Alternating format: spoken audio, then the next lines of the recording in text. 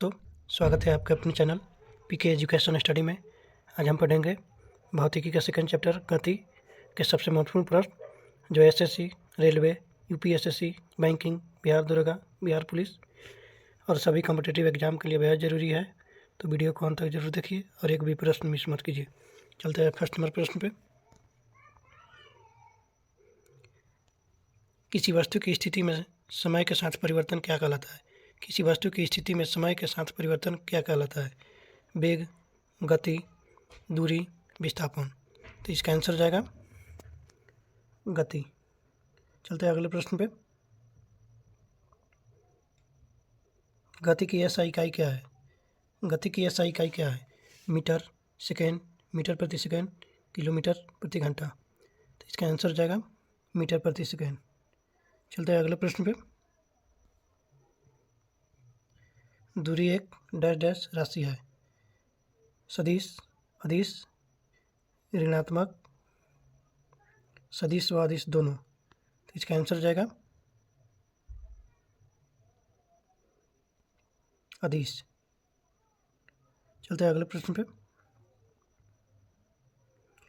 विस्थापन एक dash dash राशि है। विस्थापन एक डैश डैश राशि है। अदिश, सदिश, शून्य, स्थिर। तो इसका आंसर हो जाएगा सदिश। चलते हैं अगले प्रश्न पे। वेग की एसआई इकाई क्या है? वेग की एसआई इकाई क्या है? ऑप्शन ए में मीटर, मीटर प्रति सेकेंड, मीटर प्रति सेकेंड स्क्वायर, किलोमीटर प्रति घंटा। तो इसका आंसर हो जाएगा मीटर प्रति सेकेंड। चलते हैं अगले प्रश्न पे। समय के साथ वेग में परिवर्तन को क्या कहते हैं? समय के साथ वेग में परिवर्तन को क्या कहते हैं?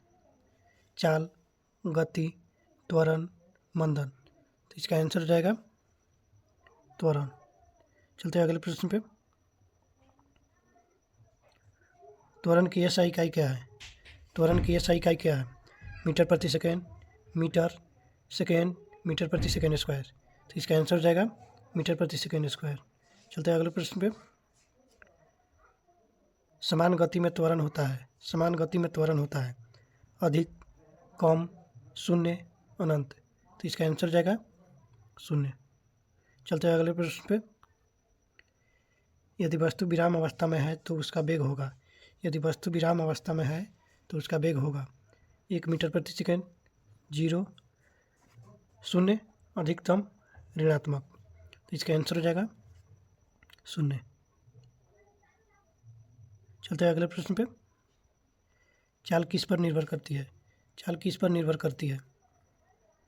समय, दूरी, दिशा, दूरी व समय दोनों। तो इसका आंसर हो जाएगा दूरी व समय दोनों। चलते हैं अगले प्रश्न पे। चाल हमेशा होती है। चाल हमेशा होती है ऋणात्मक, धनात्मक, शून्य, धनात्मक या शून्य। तो इसका आंसर हो जाएगा धनात्मक। चलते हैं अगले प्रश्न पे। वेग में दिशा शामिल होती है इसलिए वेग है। वेग में दिशा शामिल होती है इसलिए वेग है सदिश, अदिश, स्थिर, परिवर्ती। तो इसका आंसर हो जाएगा सदिश। इसका आंसर सदिश हो जाएगा। चलते हैं अगले प्रश्न पे। चाल और वेग में मुख्य अंतर है। चाल और वेग में मुख्य अंतर है दूरी, समय, दिशा, त्वरण। तो इसका आंसर हो जाएगा दिशा। चलते हैं अगले प्रश्न पे। समान वेग का अर्थ है। समान वेग का अर्थ है समान चाल, समान दिशा, समान चाल व दिशा, केवल दूरी। तो इसका आंसर हो जाएगा समान चाल व दिशा। चलते हैं अगले प्रश्न पे। ग्राफ में दूरी समय ग्राफ की ढाल क्या दर्शाती है? ग्राफ में दूरी समय ग्राफ की ढाल क्या दर्शाती है? त्वरण, वेग, समय, दूरी। तो इसका आंसर हो जाएगा वेग। इसका आंसर हो जाएगा वेग। चलते हैं अगले प्रश्न पे।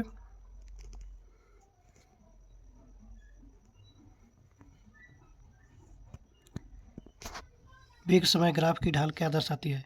वेग समय ग्राफ की ढाल क्या दर्शाती है? दूरी, समय, त्वरण, वेग। तो इसका आंसर हो जाएगा त्वरण। चलते हैं अगले प्रश्न पे। वेग समय ग्राफ के नीचे का क्षेत्रफल दर्शाता है। वेग समय ग्राफ के नीचे का क्षेत्रफल दर्शाता है। त्वरण, विस्थापन, समय, वेग। तो इसका आंसर हो जाएगा विस्थापन। चलते हैं अगले प्रश्न पे। वृत्तीय गति में वेग होता है। वृत्तीय गति में वेग होता है स्थिर, परिवर्ती, शून्य, समान। तो इसका आंसर हो जाएगा परिवर्ती। चलते हैं अगले प्रश्न पे। जब वस्तु की गति घटती है तो त्वरण कहलाता है। जब वस्तु की गति घटती है तो त्वरण कहलाता है धनात्मक, ऋणात्मक, शून्य, समान। तो इसका आंसर हो जाएगा ऋणात्मक। चलते हैं अगले प्रश्न पे। औसत चाल का सूत्र है। औसत चाल का सूत्र है दूरी गुना समय, दूरी बटा समय, समय बटा दूरी, वेग बटा समय। तो इसका आंसर हो जाएगा दूरी बटा समय। चलते हैं अगले प्रश्न पे। औसत वेग का सूत्र है। औसत वेग का सूत्र है दूरी बटा समय, विस्थापन बटा समय, वेग गुना समय, त्वरण गुना समय। तो इसका आंसर हो जाएगा विस्थापन बटा समय। चलते हैं अगले प्रश्न पे।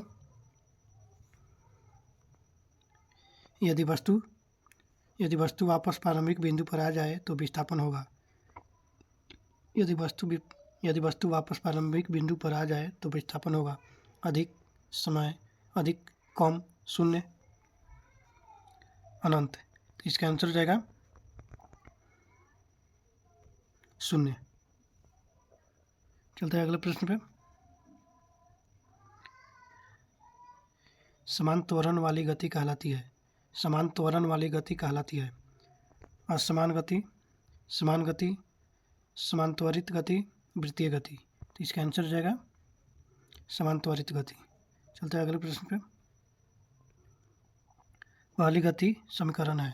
पहली गति समीकरण है v बराबर u plus a t, s बराबर u t plus a t square, v square बराबर u square plus 2as, a बराबर v माइनस यू। तो इसका आंसर हो जाएगा v बराबर यू प्लस ए टी। चलते हैं अगले प्रश्न पे। दूसरी गति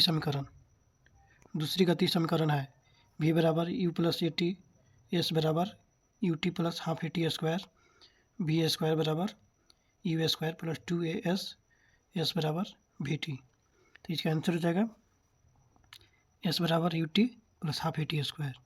चलते हैं अगले प्रश्न पे। तीसरी गति समीकरण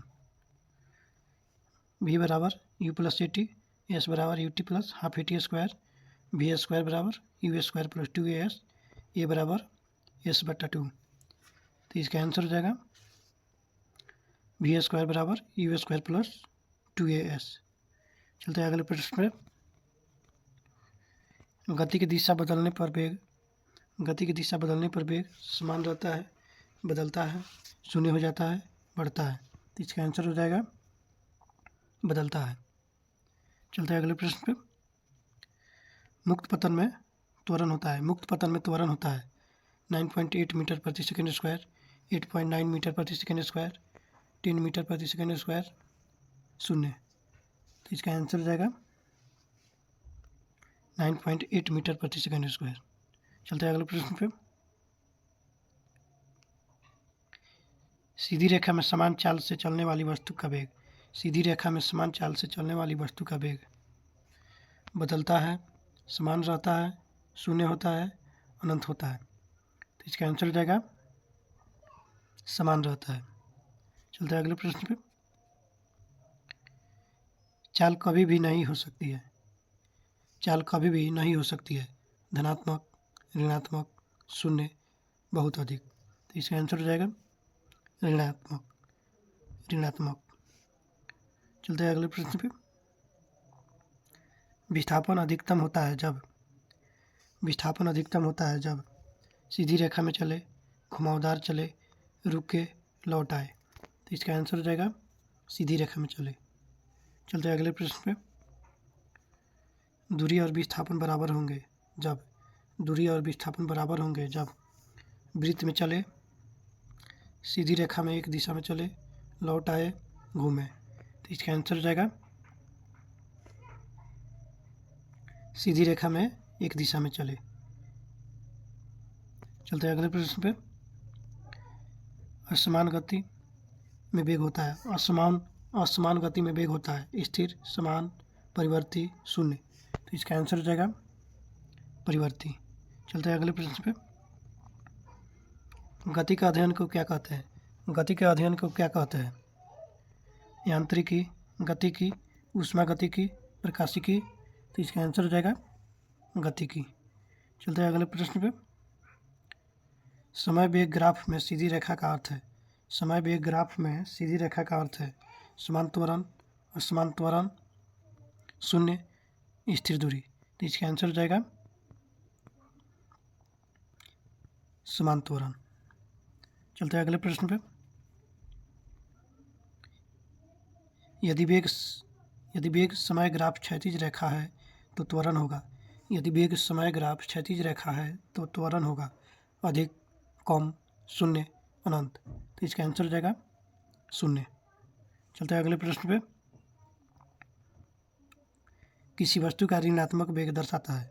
किसी वस्तु का ऋणात्मक वेग दर्शाता है गति नहीं, विपरीत दिशा, अधिक चाल, विराम। तो इसका आंसर हो जाएगा विपरीत दिशा। चलते हैं अगले प्रश्न पे। गति का ग्राफ जिसमें ढाल शून्य हो दर्शाता है। गति का ग्राफ जिसमें ढाल शून्य हो दर्शाता है विराम, समान वेग, समान त्वरण, असमान गति। तो इसका आंसर हो जाएगा विराम। चलते हैं अगले प्रश्न पे। चाल मापती है दिशा, दूरी की दर, विस्थापन, त्वरण। तो इसका आंसर हो जाएगा दूरी की दर। चलते हैं अगले प्रश्न पे। वेग मापता है दूरी की दर, विस्थापन की दर, समय, त्वरण। तो इसका आंसर हो जाएगा विस्थापन की दर। चलते हैं अगले प्रश्न पे। त्वरण शून्य होगा जब वेग बदले, वेग स्थिर हो, दिशा बदले, चाल बढ़े। तो इसका आंसर हो जाएगा वेग स्थिर हो। चलते हैं अगले प्रश्न पे। गति का मात्रक किस पर निर्भर नहीं करता? दूरी, समय, दिशा, चाल। तो इसका आंसर हो जाएगा दिशा। चलते हैं अगले प्रश्न पे।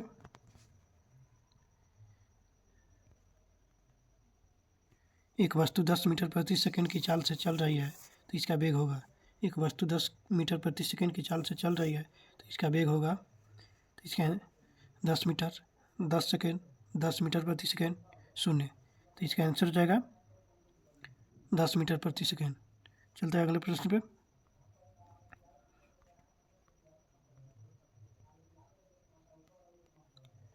यदि वस्तु की चाल स्थिर है लेकिन दिशा बदल रही है, तो त्वरण शून्य, वेग स्थिर, वेग बदलता है, चाल बदलती है। तो इसका आंसर हो जाएगा वेग बदलता है। चलते हैं अगले प्रश्न पे। वृत्तीय गति में त्वरण होता है केंद्र की ओर, बाहर की ओर, शून्य, दिशा के समान। तो इसका आंसर हो जाएगा केंद्र की ओर। चलते हैं अगले प्रश्न पे।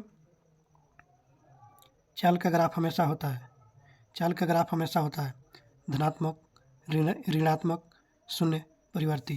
तो इसका आंसर हो जाएगा धनात्मक। चलते हैं अगले प्रश्न पे। गति की सबसे छोटी इकाई है किलोमीटर प्रति घंटा, मीटर प्रति सेकंड, सेंटीमीटर प्रति सेकंड, मिलीमीटर प्रति सेकंड। तो इसका आंसर हो जाएगा मीटर प्रति सेकंड। चलते हैं अगले प्रश्न पे। यदि दूरी शून्य नहीं और विस्थापन शून्य है तो वस्तु नहीं चली, वस्तु वापस आई, वस्तु रुकी, वस्तु तेज चली। तो इसका आंसर हो जाएगा वस्तु वापस आई। चलते हैं अगले प्रश्न पे। त्वरण का मान ऋणात्मक होने पर उसे कहते हैं चाल, मंदन, वेग, गति। तो इसका आंसर हो जाएगा मंदन। चलते हैं अगले प्रश्न पे। गति का अध्ययन किस अध्याय में किया जाता है? गति का अध्ययन किस अध्याय में किया जाता है? बल, कार्य, गति, ऊर्जा। तो इसका आंसर हो जाएगा गति। भौतिकी के सेकंड चैप्टर गति का 50 प्रश्न हो गए। इसके अगले क्लास में आएंगे अगले चैप्टर के साथ। जय हिंद, जय भारत।